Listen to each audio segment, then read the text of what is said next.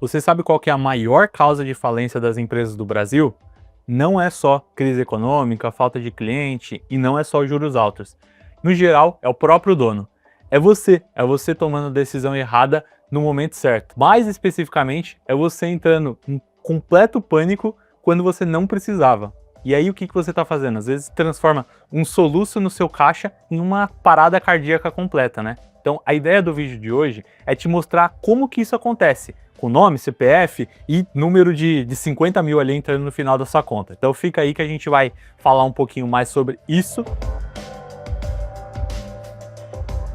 Deixa eu te apresentar um dono de agência aqui, eu vou chamar ele de João. O João tem uma agência de marketing que fatura 80 mil reais todo mês. Ele tem reserva de caixa, ele tem um time bom, ele tem processos, tudo isso, pelo menos no papel, ele é um empreendedor muito bem organizado, né? Só que aí chega segunda-feira de manhã, chegou um e-mail de um cliente, só que esse cliente ele representa 15% do faturamento dele.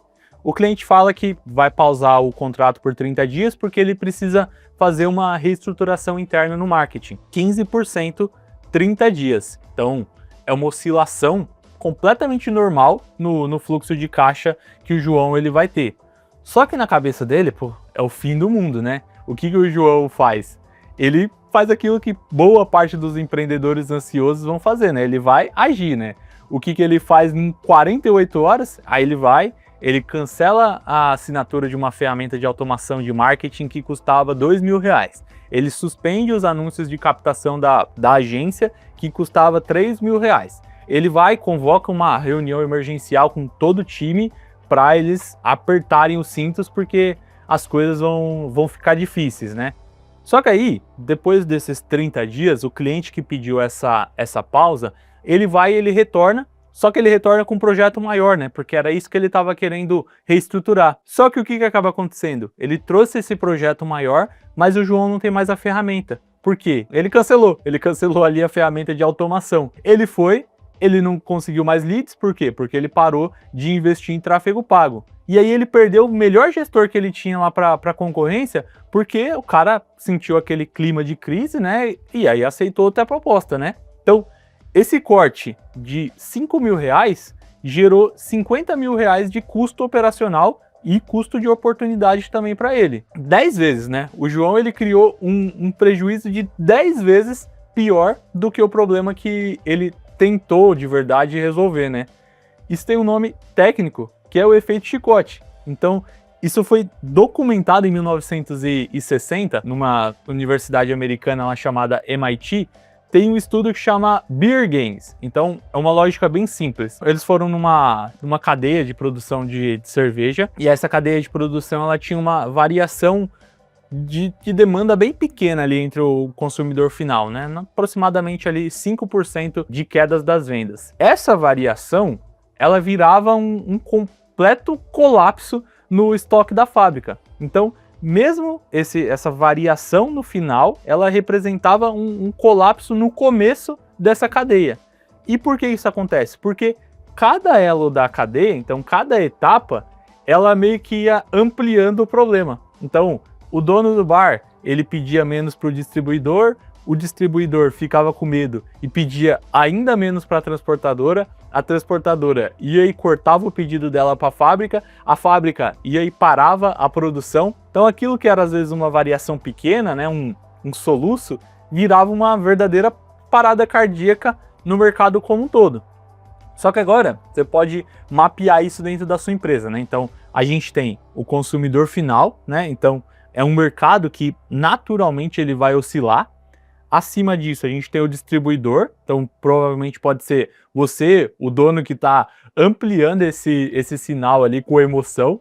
E a fábrica, né? Então ela tem a estrutura operacional efetivamente que vai sofrer um impacto real de tudo isso. A crise ela não veio de fora, né? Então é uma crise que às vezes ela é fabricada dentro dessa cadeia de decisão. Mas por que o João, né, ou qualquer empreendedor, ele acaba fazendo isso? É por uma dor que eu posso dizer que eu conheço muito bem, né? É o medo da inércia.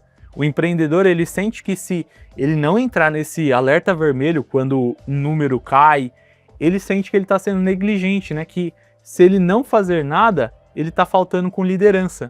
Só que existe uma diferença muito grande entre você não fazer nada quando realmente uma coisa está errada e você não fazer nada quando uma coisa só é um problema momentâneo, né? Essa que é a diferença entre a gente separar um CEO emocional de um CFO, que é o financeiro, equilibrado, né? O CFO, ele não está olhando só para o número de hoje, né? Ele está olhando para o padrão do mercado. Essa variância é uma oscilação dentro do normal. Se é só esse ruído estatístico, né? Então é uma coisa normal, né? Todo negócio tem uma tendência de mudar de direção.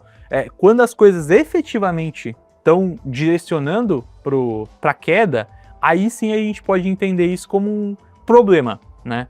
Então, você tem um mês com 15% a menos de venda, é uma variância. Agora, 3 meses consecutivos com queda, isso sim é uma tendência. Então, repara que são coisas completamente diferentes e elas pedem respostas completamente diferentes. Então, dá para trazer um exemplo numérico aqui, né? Você tem uma receita média nos últimos 6 meses de R$80 mil por mês.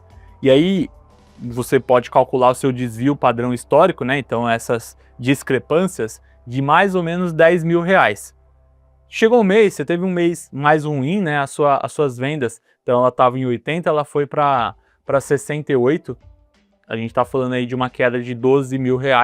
Então, isso dentro desse intervalo de variação histórica, né? A gente está falando dessa discrepância de R$10 mil, é ruim, mas é só um ruído, né? A gente não pode atribuir isso como uma crise efetivamente, né? Se você tem uma reserva de 3 meses ali do seu custo fixo, que é o mínimo que a gente está sempre recomendando, né? Esse mês não vai ser uma absoluta tragédia ali para sua estrutura, né? Não vai afetar. Então, antes de você cortar qualquer coisa, você tem que se fazer uma pergunta simples, né? Será que se esse cenário se mantiver por 3 meses que seja, meu caixa realmente vai aguentar? Se você tem uma resposta sim, né?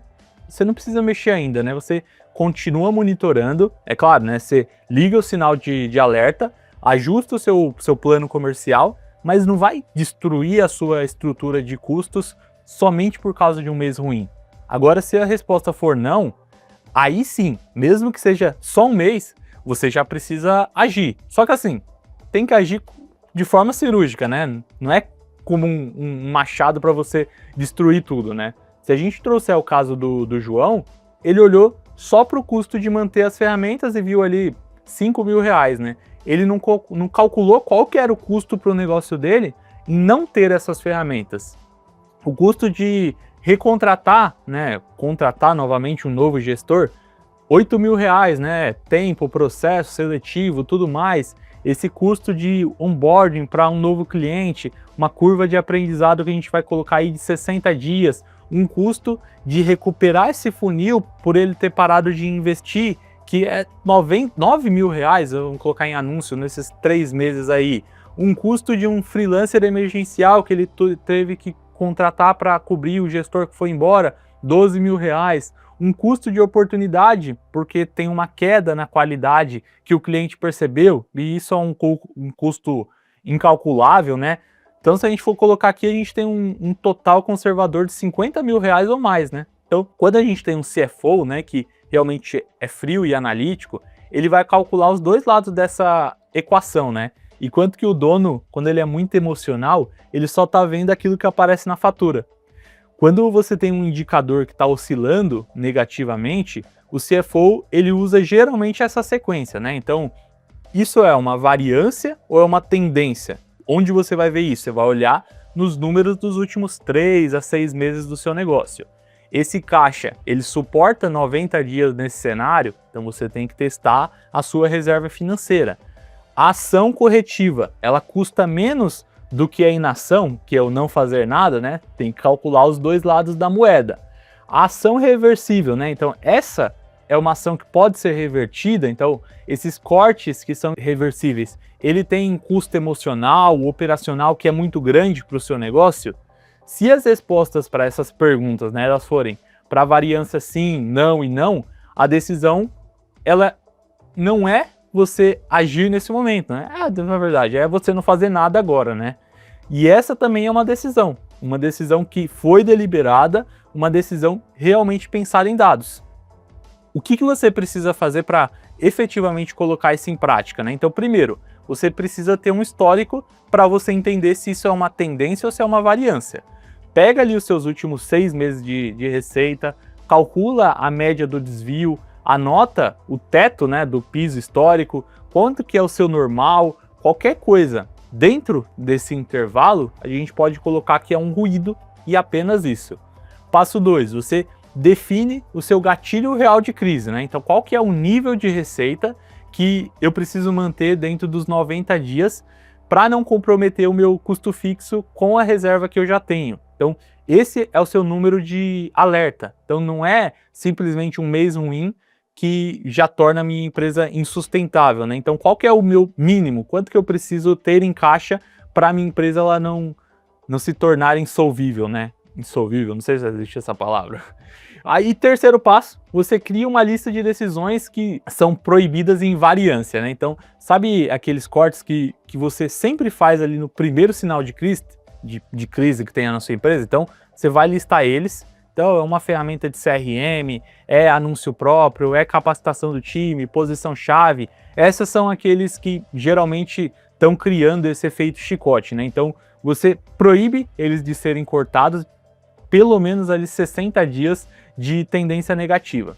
Então, é aquilo que a gente não vai cortar se for somente uma variância. Passo 4, você separa o que é problema de caixa do que é problema de ansiedade de controle. Então, quando você for quando bater em você aquela vontade de fazer alguma coisa, né, você pergunta, será que o caixa realmente está num risco real nesse momento? Se ele não está, você está só gerenciando aquilo que não é um problema para esse momento. É simplesmente algo mais emocional do que financeiro.